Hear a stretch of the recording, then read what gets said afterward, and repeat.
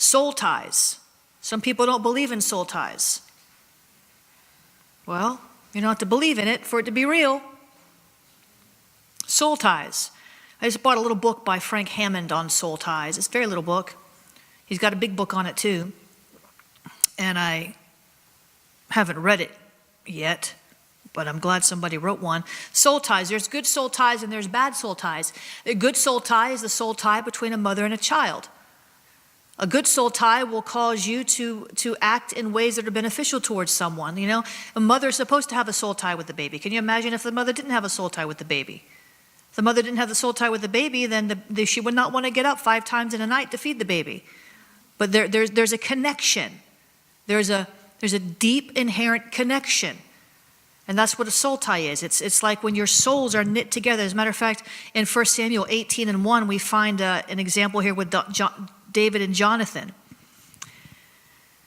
And when he had finished speaking to Saul, the soul of Jonathan was bound, some scriptures say was knit, to the soul of David, so that Jonathan loved him as his own soul. So when you have a soul tie with somebody, it starts off good. Soul ties then turn bad.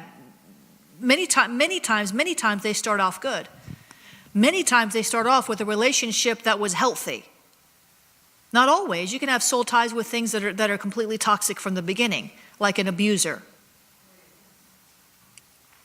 And we know, what is that called? The something syndrome.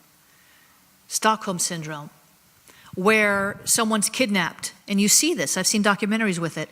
And like a young girl is kidnapped or somebody's kidnapped, and they keep them there and they do all kind of things to them, but after a period of time, they're like attached to them. It's like that was never a healthy soul tie.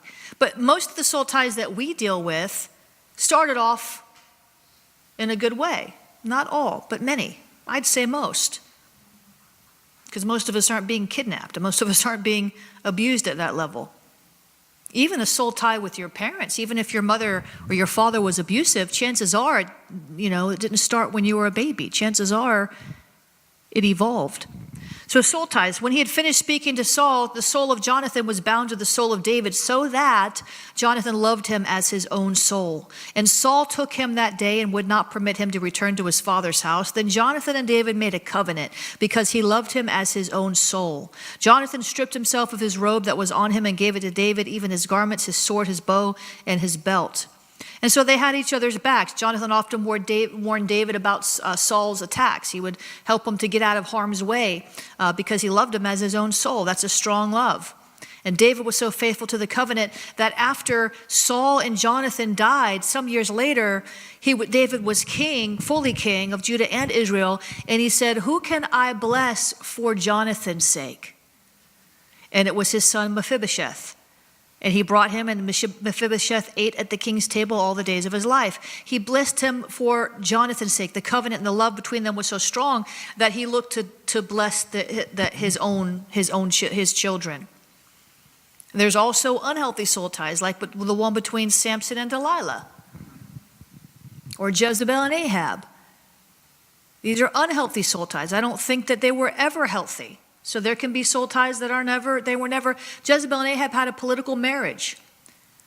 Delilah never had good motives towards Samson. She was just trying to get a secret so that she could get all that money that she wanted from the Philistines.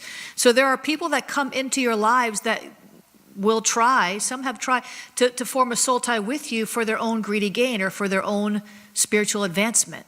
They don't have right motives. And that's not most people. We don't want to be on witch hunts. But I've had people come do that with me. Usually they're operating in some kind of familiar spirit.